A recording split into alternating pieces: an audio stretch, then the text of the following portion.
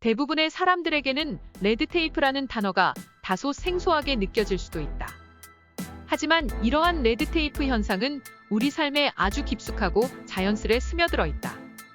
그렇다면 과연 레드테이프는 무엇을 뜻하는 것일까? 레드테이프를 그대로 풀어 해석하면 빨간색 테이프라는 의미인데, 당초 관청에서 공문서 뭉치를 붉은 띠로 묶어둔 데서 유래한 것으로 관청의 형식주의로 인한 각종 규제의 폐해를 빗댄 용어이다. 관료제적 형식주의는 관료제의 병리현상 중 하나이다. 즉, 관료제에 있어서는 모든 사무의 처리가 일정한 양식과 절차에 따라 서면으로 처리하는 것이 요구되기 때문에 실질적인 것보다 형식에 치우치는 경우가 너무 많다. 지나친 형식주의는 사무처리의 절차가 복잡하고 구비서류가 많으므로 사무처리가 지연되어 행정수요의 원활화의 저해 원인이 될 수 있다. 규칙과 절차의 강조가 업무 절차를 까다롭게 만들어 복잡한 절차를 거치게 되어 불필요한 규칙 준수 비용을 수반하고, 이와 함께 규칙과 절차 준수로 인해 과다한 서류 작업을 수반하기도 한다. 이처럼 관료제 조직에서 흔히 발생되는 형식적 사무처리로 업무 지연, 문서주의, 성가신 절차, 과잉통제 등 관료제의 비효율적 부정적 기능 등의 업무 처리의 비효율화가 나타나고, 이렇듯 목적과 수단이 상충되는 목적전치 현상을 종합적으로 레드테이프라고 한다. 이는 17세기 영국에서 생겨난 용어로 영국의 관료제도와 행정편의주의를 얘기할 때 많이 언급되는 말이다. 서양의 레드테이프에 들어맞는 동양의 짝은 법문용례이다. 수많은 서류와 결제 단계를 요구하는 관료적 일처리 과정이 마치 실타래처럼 복잡하고 수놓듯 더디다는 뜻을 담았다. 명확한 규칙과 공정한 절차가 형식의 얽매임에 따라 오히려 비합리적인 결과로 이어진 데서 동서양이 다르지 않았던 모양이다. 도널드 트럼프 미국 전 대통령이 코로나19에 느긋해하던 기존의 태도를 버리고 지난해 2020년 3월 13일 국가비상사태를 선포할 때 레드테이프를 거론한 바 있다. 의료행정의 빨간 끈을 철폐하겠다는 약속이었다. 방역 과정에서 번거롭고 까다로운 규칙이나 절차가 꽤 많았던 듯하다. 또한 이희준 사단법인 한국키움경제포럼 회장은 세금, 규제와 더불어 중소기업이 손꼽는 대표적인 장애물의 하나가 레드테이프라고 언급한 바 있다. 이러한 레드테이프 현상은 21세기 현대사회에서 우리 일상생활 속에서도 여기저기 자연스레 스며들어 있는데, 관료제가 있는 모든 곳에서 일어난다. 군대, 경찰 같은 공무원은 물론 회사나 학교도 예외가 아니다. 일상적인 예를 한번 들어보자. 한 학생이 말한다. 5월은 훈련기간이고 6월부터는 하복만 입어야 하거든요. 그런데 6월 1일 날씨가 갑자기 추워져서 군복 입고 학교 갔다가 벌점을 받았어요. 그렇다면 6월부터는 하복만 입어야 한다는 규정이 합리적일까? 추울 때 따뜻한 동복을 입고 더울 때 시원한 하복을 입는 것이 당연한 것 아닐까? 이렇듯 우리 주변에는 레드테이프 현상이 아주 비일비재하게 일어나고 있다. 하지만 이러한 현상이 우리 생활 속에서 정말 심각한 문제점을 초래하는 경우도 있지 않을까? 우리 생활 속에서 흔히 일어날 수 있는 대표적인 예를 들어보자. 먼저 위급 상황에 경찰서나 응급실에 방문한 시민에게 일련의 복잡한 절차를 요구하는 경우이다.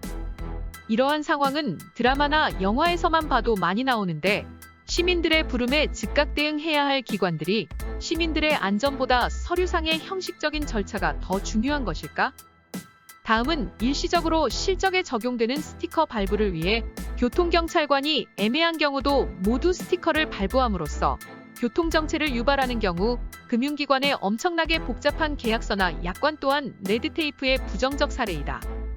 또한 관공서나 금융기관뿐만 아니라 많은 곳에서 지나칠 정도의 수준으로 절차와 서류 요구가 횡행하고 있다. 이러한 갑의 레드테이프는 을을 힘들게 하고 나아가 책임과 피해를 떠넘기는 수단이 되기도 한다.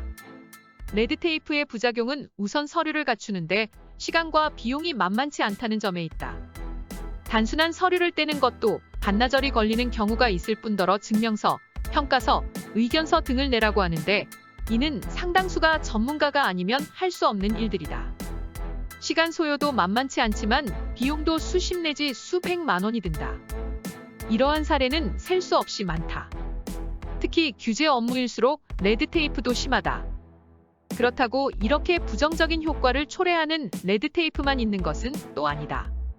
레드테이프에 상반되는 특성을 지닌 그린테이프라는 개념 또한 존재하긴 하지만 아직은 우리에게 레드테이프라는 현상이 더 익숙해져 있을 뿐이다. 그린테이프는 부분적 재량성, 문서화의 조건에서 외부 통제 최소화와 관료 신뢰가 부과될 때 이해관계자 협력으로 이어져 효율적으로 업무를 수행한다고 제시하였다. 관료제의 능률성과 조직성과를 높이기 위해서는 레드테이프 부정적 기능을 그린테이프로 전환이 필요하다. 그렇다면 레드테이프가 그린테이프로 전환된 사례는 없을까?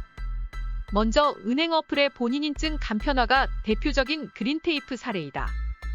간편화되기 이전에는 이름, 생년월일, 휴대폰 본인인증, 공인인증서 등 절차가 매우 복잡했었다. 하지만 요즘에는 지문이나 얼굴 인식 등으로 한 번에 인증이 가능해졌다.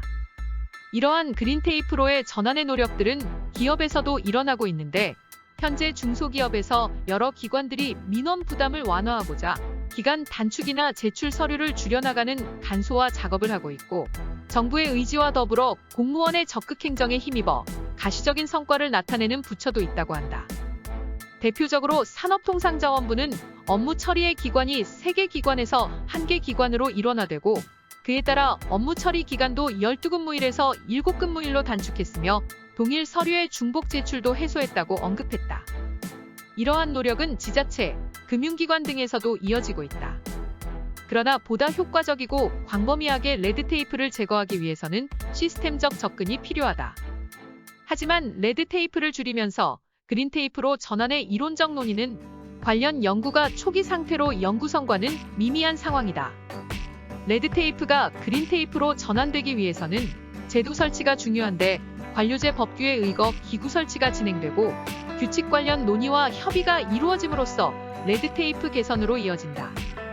또한 조직관리자의 의사결정이 그린테이프 전환에 영향을 미치고 있다. 이렇게 그린테이프로의 전환이 된다면 우리는 기존에 얽혀있던 레드테이프 속에서 벗어날 수 있게 되는 것이다.